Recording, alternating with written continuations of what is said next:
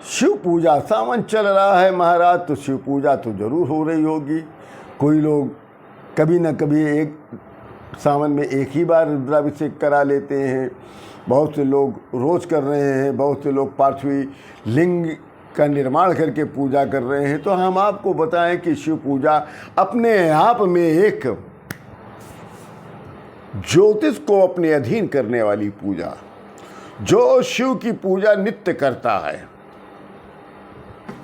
तो आपको मैं बता दूं कि वो ग्रह नक्षत्रों को अपने अधीन कर लेता है। शिव पूजा में इतनी शक्ति होती है महाराज, इसकी विशेषता लोग शायद जानते भी हो ना भी जानते हो। तो अधिकतर हम जहाँ तक समझते हैं कि बहुत कम लोग होंगे इसको जानने वाले। जैसे आइए 9 ग्रहों में चंद्रमा जो सबसे ज़्यादा महत्वपूर्ण है, 9 ग्रहों में चंद्रमा जो सबसे ज़्यादा महत्वपूर्ण है। क्यों? क्योंकि वो हमारे मन का कारक है, मनुष्यों के मन का कारक होता है चंद्रमा। अर्थात हमारे मन की स्थिति उन पर ही निर्भर करती है, चंद्रमा पर ही निर्भर करती है। चंद्रमा जल का कारक भी है। जितना भी जल पृथ्वी पर है, जितना जल पृथ्वी पर है, उन सब पर अधिपत्य चंद्रमा का है। और मनुष्य के शरीर में भी तो 70% जल होता है। तो इसका महत्व हम लोग नहीं समझ पा रहे हैं कि कितना महत्वपूर्ण चंद्रमा बन रहा है। अब आइए हम आपको थोड़ा सा ज्योतिषी के अनुसार बताते हैं। एक तरफ कुंडली के सारे ग्रह, एक तरफ कुंडली के सारे ग्रह और एक तरफ अकेला चंद्रमा। चंद्रमा का महत्व तो इतना है कि चंद्र राशि के आधार पर विवाह तक कर दिए जाते हैं, जबकि ये पूर्णतः सही विधि नहीं है। मैं ज्योतिषी नहीं हूं महाराज, मगर आपको आज कुछ विशेष बातें करने की इच्छा हुई, तो मैं ये कि शिव पूजा में ज्योतिष का कितना, शिव पूजा खुद ज्योतिष को अपने कमांड में रखता है, वही समझा रहा हूं कि चंद्रमा एक तरफ अकेले कुंडली में, एक तरफ सारे ग्रह, 9 ग्रह हुए, 8 ग्रह एक तरफ, और अकेला एक चंद्रमा कितना पावरफुल है कि चंद्र राशि के आधार पर आजकल लोग विवाह भी करा देते हैं, जबकि ये विधि पूर्णतः सही नहीं है। चंद्रमा नाजुक सॉफ्ट प्लेनेट, थोड़ा सा पाप प्रभाव पड़ते ही पीड़ित हो जाता है। राहु केतु यदि कुंडली में बैठ गए तो इन्हें ग्रहण लग जाता है।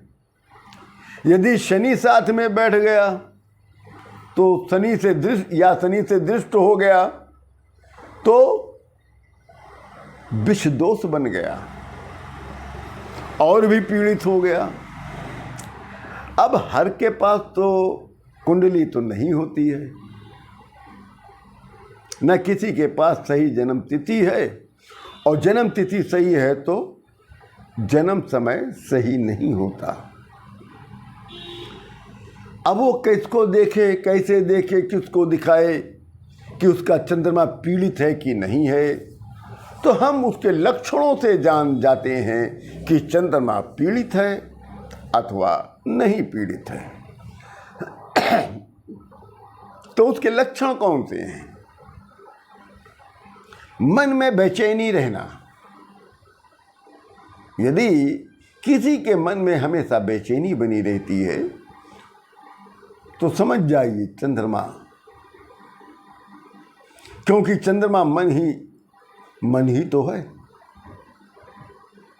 मन का कारक भी है, उसे मन ही कहा गया है। एक जगह मन लग न पाना, बैठे बैठे ख्याली पुलाव पकाना, हमेशा काल्पनिक जीवन जीने की सोचना, कर्म न करना, केवल कल्पना करना, कल्पने में ही रहना, कल्पने में ही उड़ना, पल में कुछ कल्पने में बन जाना, एक एक मिनट पर आपका मूड, आपका विचार बदलते रहना, मूड का स्विंग्स हो जाना, गुस्सा ज़्यादा आना, चिड़चिड़ापन रहना, अपने द्वारा जो कही गई है आपकी अपनी बात, उस पर आपको न टिकना, पागलपन जैसे आपके लक्षण, मिर्गी का दौरा, ये सब जो हैं चंद्रमा के लक्षण हैं। यदि चंद्रमा खराब है तो समझ जाइए ये लक्षण आप पर फिट है। पागल खाने के पागलों की एक्टिविटी पूर्णिमा अमावस्या को बढ़ जाती है। ग्रहण काल में और ज़्यादा ये बात वहाँ के डॉक्टर्स ने भी मानी है कि जब कुछ बात होती है, क्योंकि हमारे पास कुछ डॉक्टर भी आते हैं, मैं ज्योतिषी का काम करता तो नहीं हूँ, मगर कभी कभी कुछ लोगों के लिए करना पड़ता है। तो जितनी बातें मैंने आपको बताई हैं, बता रहा हूँ, उतनी बात किसी डॉक्टर से भी मेरी हुई, तो उसने मेरी बात माना है कि पूर्णिमा और अमावस्या वाले दिन ऐसे लक्षण हमको पागलों में देखने को मिले। क्यों उस दिन ऐसा क्यों? क्योंकि उस दिन चंद्रमा का इफेक्ट बहुत ज़्यादा बढ़ जाता है। स्वयं से फील करिए, अनुभव करिए। यदि चंद्रमा पीड़ित होगा तो पूर्णिमा और अमावस्या को आपके मन की स्थिति बहुत खराब रहेगी, आप हमेशा परेशान रहेंगे अमावस्या पूर्णिमा वाले दिन। तो ये समझ जाइएगा कि चंद्रमा आपका बहुत खराब है। अमावस्या वाले दिन आपको खासकर नींद नहीं आएगी, एकाएक बिना मतलब के झंझट में आप पड़ सकते हैं, किसी से लड़ाई वाद विवाद हो सकता है। डिप्रेशन भी यही देता है, रात को नींद ना आना, नॉन स्टॉप ख्याल मन में चलते रहना, नॉन स्टॉप, उस गाड़ी में कोई ब्रेक नहीं आपके विचारों में, जो कल्पना में आपको लेके दौड़ रहा है। आप रोकना भी चाहे उस कल्पना को आप रोक नहीं सकते। उसी कल्पना में आप प्रधानमंत्री बन गए, बड़े बड़े एक्टर बन जाते हैं, एक्ट्रेस बन जाते हो, या उनके साथ घूम रहे हैं, या बहुत बड़े बड़े आप रईस बन जाते हैं।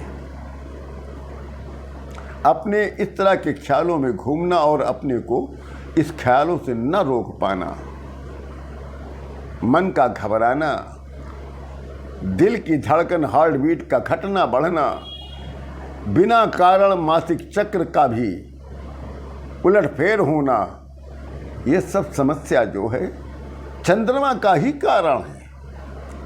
अनजाना डर जो हमेशा बना रहता है, मन में भ्रम बैठ गया कि कहीं वो हकीकत में ना हो जाए, उसकी कल्पना कर लेना, चंद्रमा का ही कारण है। चंद्रमा माता के कारक ग्रह हैं। यदि आपको जीवन में अपनी माता का प्रेम के साथ दुलार नहीं मिला, कुछ लोगों को अपनी माँ से प्यार दुलार नहीं मिलता है, तो 100% आपकी चंद्रमा, आपकी कुंडली के चतुर्थ भाव ठीक नहीं है। आपका चंद्रमा ठीक नहीं है या कुंडली का चतुर्थ भाव भी आपका ठीक नहीं है। आपको पानी से डर लगता होगा या बहुत ज़्यादा ऊंचाई पे आप चले गए तो भी बहुत डर लगता है। यादाश्त का कमज़ोर होना, तो इसलिए मैं इसको बता रहा हूं कि आप नियमित शिव जी की पूजा करिए, नियमित शिव जी की पूजा करिए। जो नियमित शिव जी का रुद्राभिषेक करता है, अब जलाभिषेक करता है, उसका चंद्रमा ही क्या, उसके 9 ग्रह उसके अधीन हो जाते हैं। शिव पूजा में बहुत पावर है, बहुत शक्ति है महाराज, कि मृत्यु से भी व्यक्ति अपने भक्त को वो बचा लेता है। ऐसे अनुभव हमारे साथ भी हुए हैं। इसी के साथ आप सभी लोगों को राम राम।